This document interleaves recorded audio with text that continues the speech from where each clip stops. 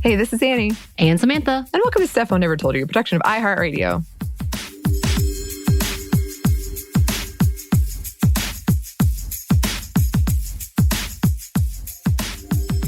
And welcome to another happy hour. As always, drink responsibly if you choose to do so.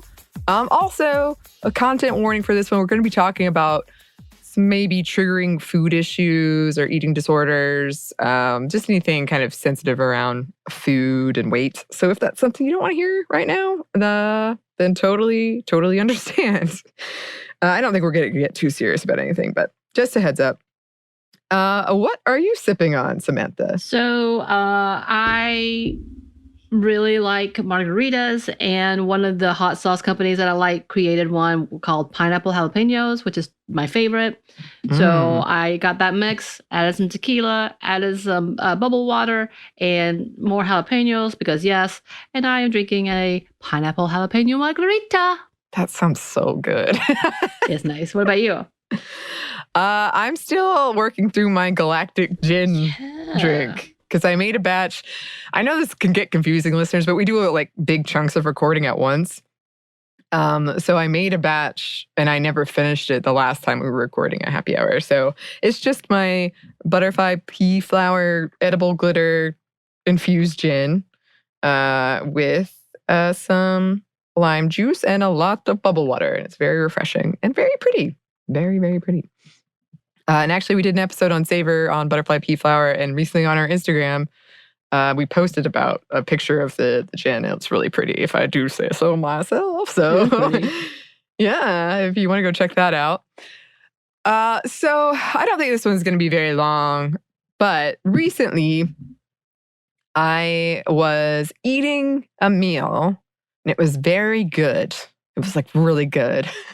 And I caught myself thinking like, you're allowed to have one more bite.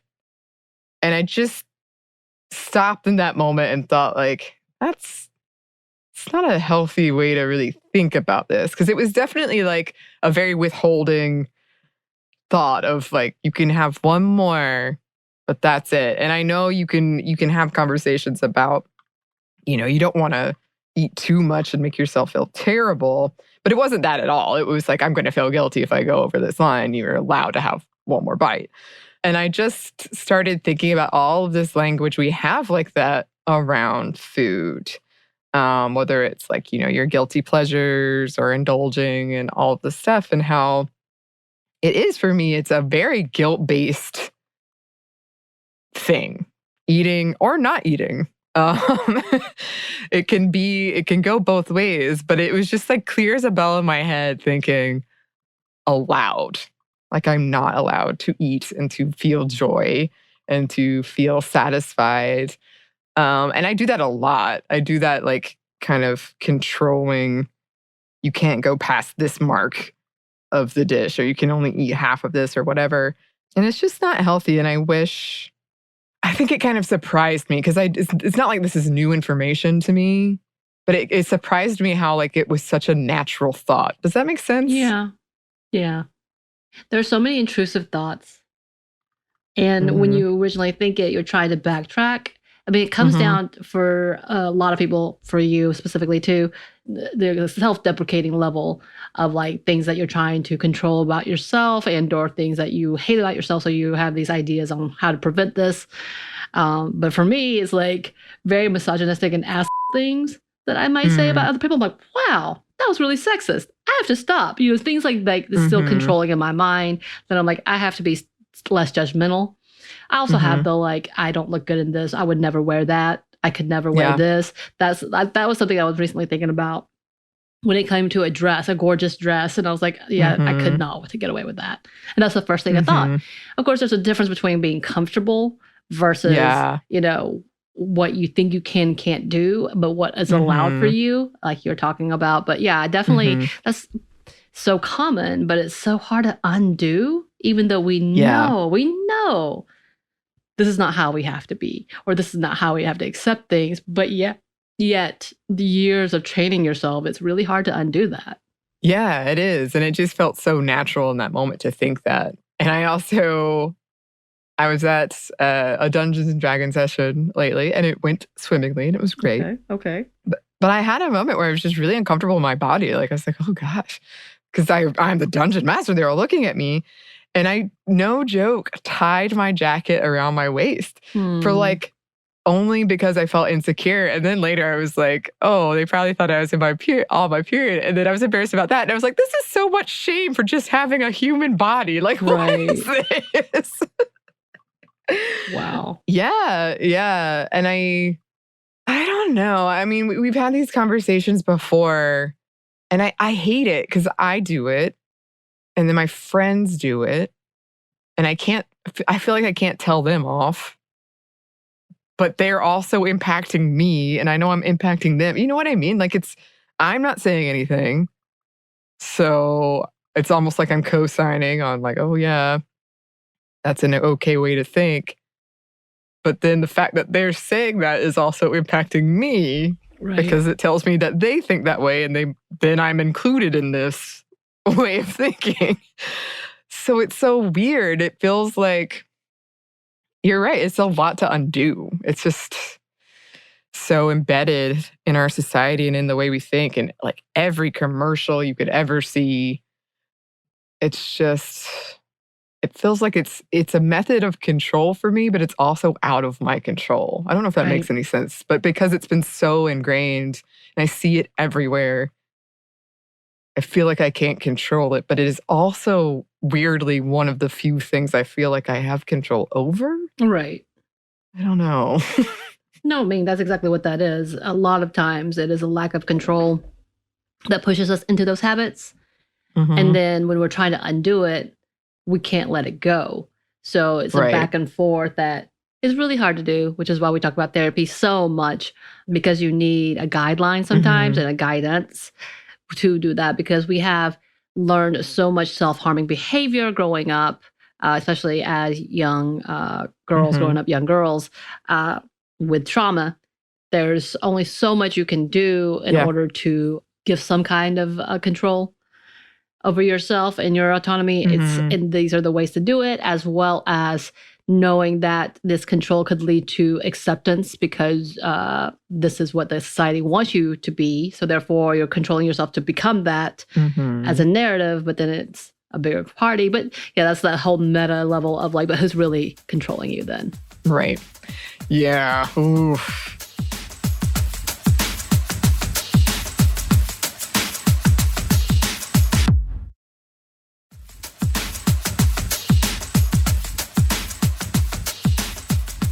There's so much to think about. And it's just, I said it before in a past happy hour thing, but it's like, I just want to eat this food.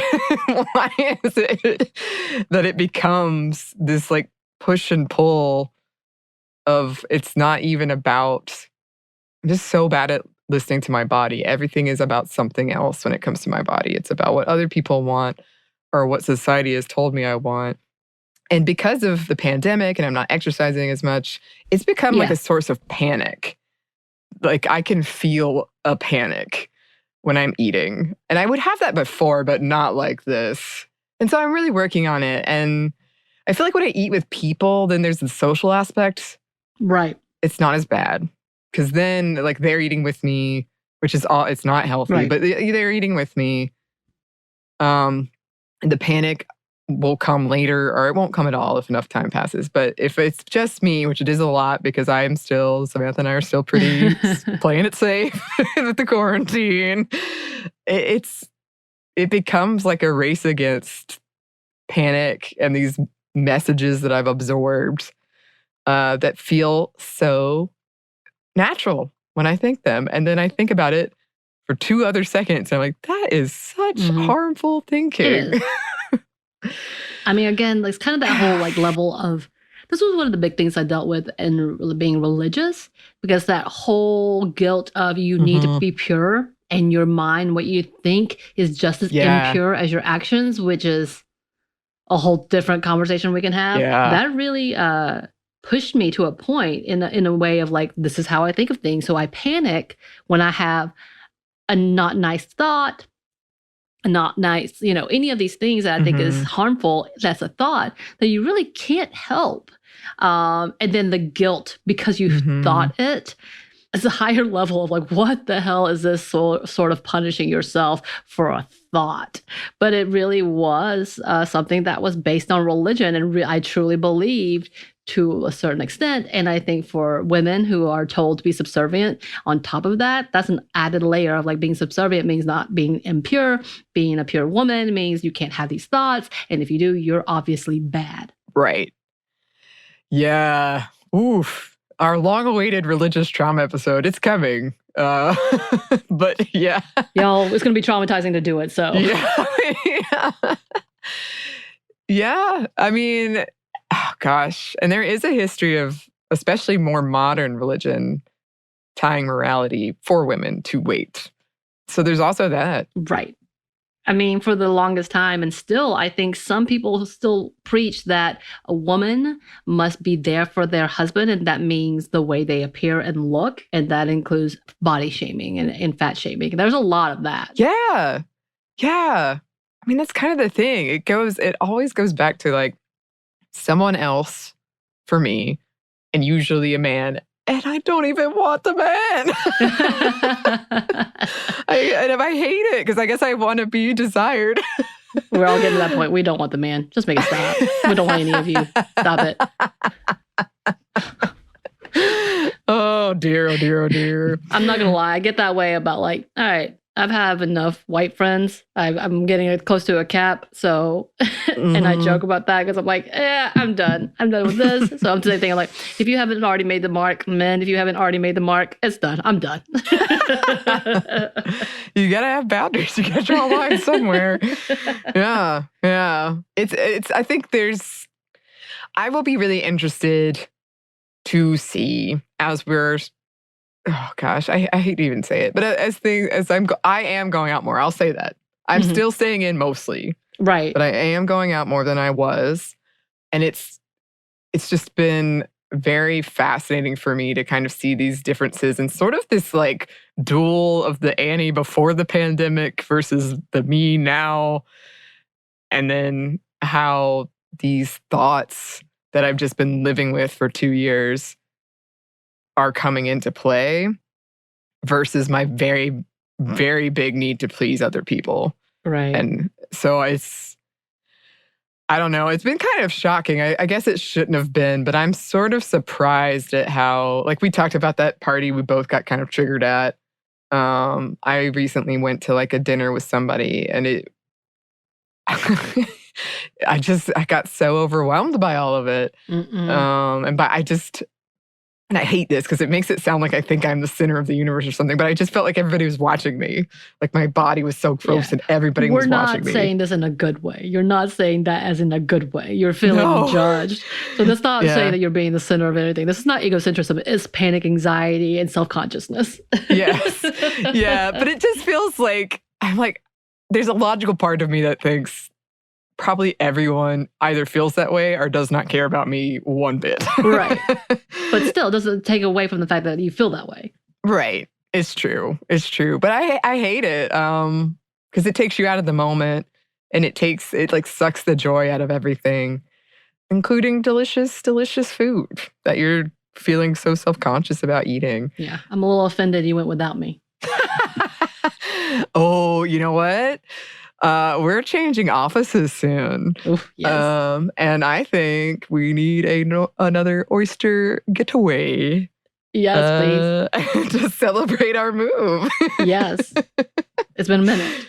It has been a minute. I do think we get oysters far more than almost anyone I know, but yes. That's still not a lot. Yeah, it's still not a lot, but it is really more isn't. Than more like every 3 months. We're like, oyster, it's time. Yeah, yeah. But there's an oyster place in our the building we're moving out of that we have not been to, so we could celebrate. Yeah. And I do love those when I am able to like let go. It's beautiful. I love sharing meals with people and talking over food and having those happy memories. It is a joy. It is a joy. I love making those memories with you, Samantha. Yeah. Well, clearly I feel like I've come a long way in the mindfulness front, but clearly still a long way to go. And this is a lot to unlearn. I mean, Right. it really is. Especially when we still get those messages every day. Like, I swear every food commercial I've ever seen has some kind of messaging like this. So, continue to work on that. In the meantime, cheers. Cheers. And yes, listeners, if you have any thoughts about this, some of you have sent some really amazing emails to us before about things like this. Please send them to us. You can do that at our email at stuffydmomstuff@iheartmedia.com. You can find us on Twitter at momstuffpodcast or on Instagram at Stuff I've Never Told You. Thanks as always to our super producer, Christina. Thank you, Christina. Join us for oysters. Yes, yes. And thanks to you for listening. Stuff I Never Told You is a production of iHeartRadio. For more podcasts from iHeartRadio, visit the iHeartRadio app, Apple Podcasts, or wherever you listen to your favorite shows.